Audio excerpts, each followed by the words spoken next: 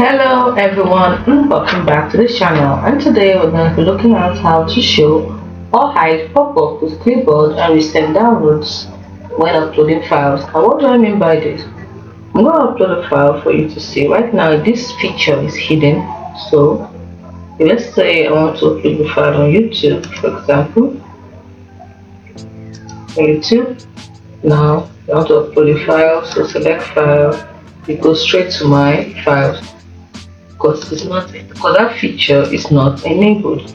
But if I enable the feature, now how do I enable the feature? From the home menu, right click, click on settings, click on features on the left side, then scroll all the way down until you see user interface. This is user interface, and scroll down until you see there is it show pop-up with clipboard and reset download when uploading files. So now if I do that and I go back to the YouTube and I click on upload files, it shows me the clipboard and shows me downloaded before I cannot decide to click on show all files to show me this, my files. So you see, there's how to enable it. If you want to disable it, simply go through the same process.